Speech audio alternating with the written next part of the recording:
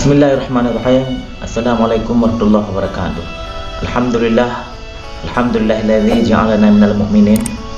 Wassalatu wassalamu ala sayyidina wa habibina Muhammad wa ala alihi wa sahbihi ajma'in, amma ba'd. Pemirsa dirahmati Allah Subhanahu wa taala, sering kita mendengar ayat-ayat Allah Subhanahu wa taala yang isinya adalah seruan untuk orang-orang yang beriman. Seperti firman Allah Subhanahu wa taala, Bismillahirrahmanirrahim. Ya ayyuhalladzina amanu kutiba alaikumusiyam. Hai orang yang beriman, diwajibkan atas kamu berpuasa. Juga kita sering dapatkan di ayat-ayat yang lain bahwasanya isinya itu adalah untuk orang-orang beriman, adalah khitab ataupun seruan kepada mereka-mereka yang beriman. Lantas siapakah orang-orang yang beriman? Dalam surat Al-Anfal, di sana ada satu ayat di permulaan, Bismillahirrahmanirrahim. Innamal mu'minuna alladzina idza dzukirallahu wajilat qulubuhum. Hanya saja orang-orang yang beriman itu adalah mereka-mereka yang ketika disebut nama Allah Subhanahu wa taala di sisi mereka, wajilat qulubuhum, bergetarlah hati mereka. Masyhur kita dengar satu cerita bahwa dulu ada satu lelaki yang dia mencintai seorang wanita, kemudian dia ingin menzinahinya. Maka pada suatu ketika bertemulah dia dengan perempuan yang dia cintai itu. Diajaknya lah perempuan itu untuk berzina.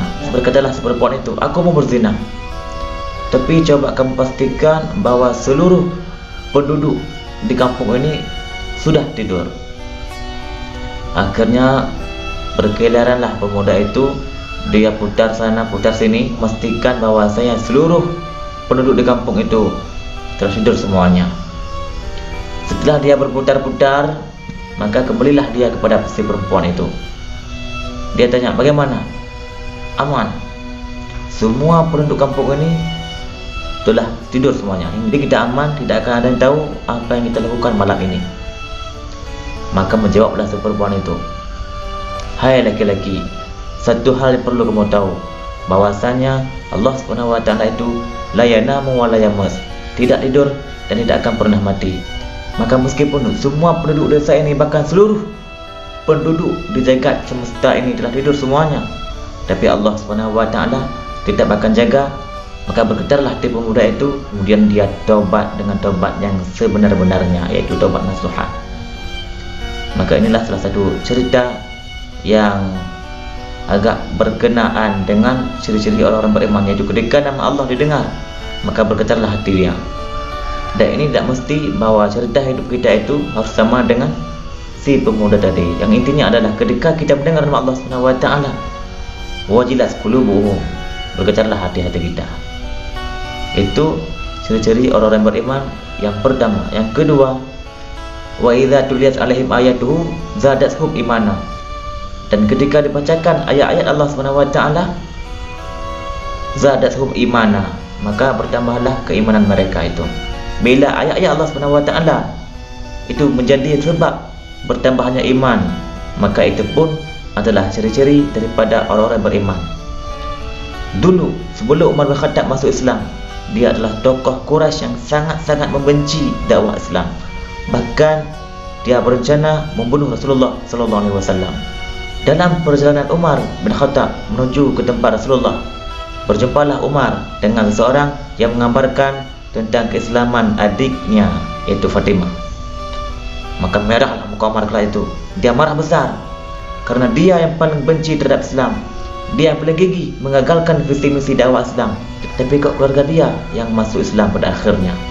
Maka pergilah Umar ke rumah adiknya, diketoknya pintu. Siapa di luar? Umar, kata dia. Mendengar nama Umar, semuanya panik ketakutan dan dibukalah pintu. Bertanyalah Umar, apa yang kudengar tadi?